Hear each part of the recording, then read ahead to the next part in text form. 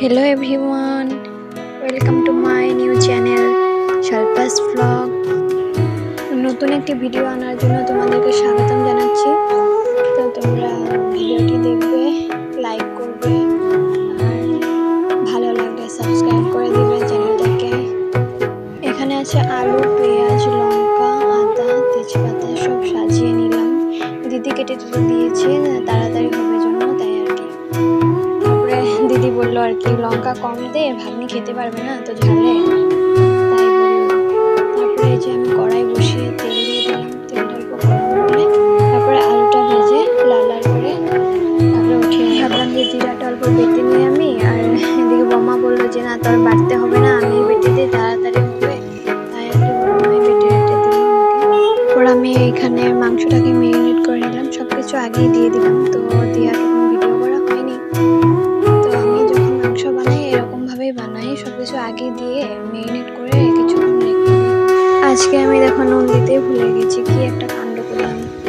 এদিকে কড়াই বসিয়ে দিলাম, কড়াইটা গরম হওয়ার পরে জিরে ফোড়ন দিলাম, তারপরে পেঁয়াজ দিয়ে দিলাম, একটু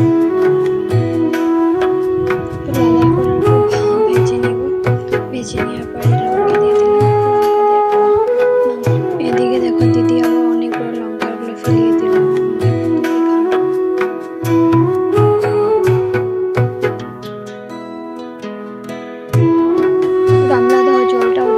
মাংসতে এটাও মনে ফেলি না, আমরা বাঙালি তাই তো। তাই এখানে অল্প ধনিয়ার গুঁড়ো দিয়ে দিল দিদি, আর আমি আরেক হাতে ভিডিও করছিলাম তার জন্য দিতে পারলাম না। আর একটু বাদে মিট মশলা দিয়ে দিব নামানোর আগে। আলুগুলো দিয়ে দিলাম, আলুগুলো দিয়ে তারপর ভালো করে সিদ্ধ হওয়ার পরে অল্প ভেজে নেব মাংসটা। ভেজে নেওয়ার পরে জল দিয়ে দিব। এই যে দেখো দিদিকে বললাম যে একটু মোবাইলটা ধরতো তুই, আর এরকম ভাবে কাঁপালো, মানে কি বলবো, এরকম ভাবে কেউ কাঁপায় দেখো, কি বলবো আর কি। ভাজা হয়ে গেল, এখন জল দিয়ে দিলাম, তারপর ঝোলটা জাল হলে কিছুক্ষণ পরে নামিয়ে দিব। তারপর নামানোর পর আর আমি ভিডিও করিনি, ভিডিও করা হয়নি। তো এখানেই টাটা বাই বাই সবাই।